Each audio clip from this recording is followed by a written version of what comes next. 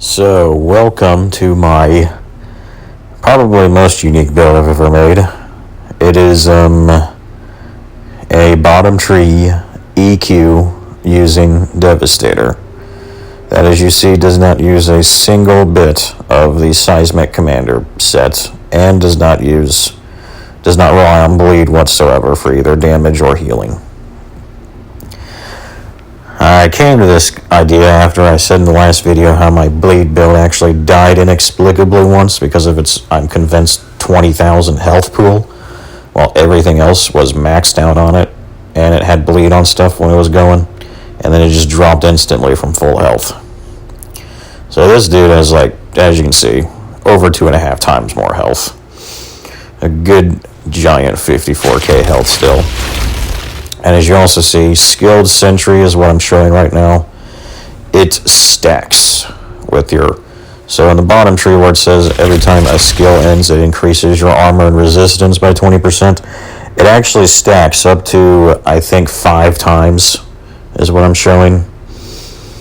So, but I still use... By the way, I still use Damage Absorber, and I still pick up an armor and resistance node in the middle tree. And the reason I do that is because I still think it's good to have stuff that does not have good base armor and resistance that does not rely on skills.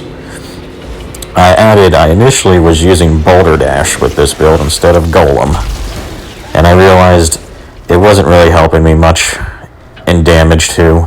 I was plenty invincible still, but because Boulder Dash was helping me be invincible too, with the healing and still having Golem protection for a good chunk of time. But my damage really wasn't any better, I can tell now after doing this, because it's just so many... At that point, you're just having to activate skills so much constantly that there's always one kind of just waiting to be used. And so it's just like, you just don't have enough buttons and time to activate them all on time. So ever since I got rid of Boulder Dash and put on Golem, I realized my damage isn't actually any better, because if anything, that just means I can use EQ and Gravity Leap more often by not actually even using Boulder Dash at all. And activating Moony Wind more consistently. It's all a bit more consistent, in other words. Plus, it allows this build to finally be, well, it's even tankier, I'd say now, as a result. But it also helps the team now, because as you saw, I put Golem Squad. This build is nuts. It's similar to my statue build you've seen, where I slap that Despair debuff still on everything a Gravity Leap on, and I have Golem Squad, and I'm giving Golem to my team a large chunk of the time. However, both of them are not quite as good, because my Gravity Leap has a slightly higher cooldown, and so does my Golem, so I'm not actually helping quite as much. My damage is pretty much the same as he is. It's inferior to my Marshall dude, too, in terms of damage. So, honestly, I have to say this build is just slightly inferior still in terms of support utility to my other two devs. It's just as tanky, though, and I like that I have Golem Squad, because at least it gives me something to and Despair, because both of them mean this build is still helping the team some, which I always like to know when I'm doing a build more for my own interests. But that's the point of it, though. It's to be able to use EQ just because I want to. I've been trying to figure out how do I incorporate EQ into some build where it's actually useful. And this one it pretty much is. It's like, it still does a good chunk of damage. It's not a crazy amount of damage because I'm not a bleed build, but it's still combined with the Despair debuff and my mobs and my guns, it still offers another good chunk of damage and interruptions. In the meantime, and also, as I've learned, it really helps abuse Skilled Sentry. So any seismic dude already has that getting stacked on them.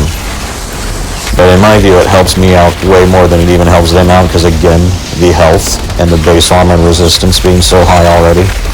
So as I notice, you'll see when I fight the boss too, I actually did this build without sticking Weapon Leech on my gun. I did Frontline, and I had a Damascus Offering with Shadow Comment on it instead. So I actually decided to try Frontline, try Moloch, without having any healing at all, except from Earthquake and Gravity, which, to be honest, they heal you some for sure, but not that much, honestly, from the skill leech.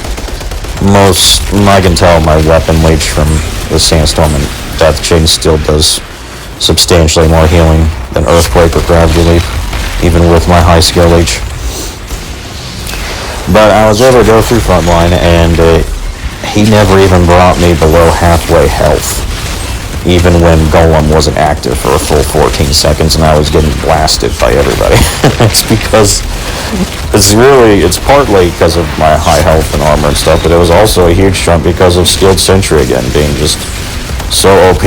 It's like, good grief, as you see, I had like 130% resistance when it's over, so his burns were doing absolutely nothing, and even his like annihilation was like tickling me. Like, this is OP, man. So it's kind of, again, it's like a super tank in a different way. I have less weapon leech healing than my statue set build you've seen, and I have less skill leech healing than my martial build, because honestly, Boulder Dash, I do know Boulder Dash heals you a lot off skill leech, in addition to giving you golem protection during it, so it's a really good survivability one. And my martial dude has a life absorption on Gravity Leap, so his Gravity Leap heals him back to full every time too, and he has a lower cooldown. So this dude has way less skill leech healing than my martial dude, and way less weapon leech healing and skill leech healing than my statue dude, since he also has life absorption on his Grav Leap. But it's compensated by abusing the skilled sentry node, where I have an insane amount of armor resistance, such that I didn't even need weapon leech healing. I didn't even need hardly any healing at all in Frontline. But since my health still steadily was going down, I realized, let's put weapon leech on my gun, and it's just the final chunk in the armor, where I'm invincible again.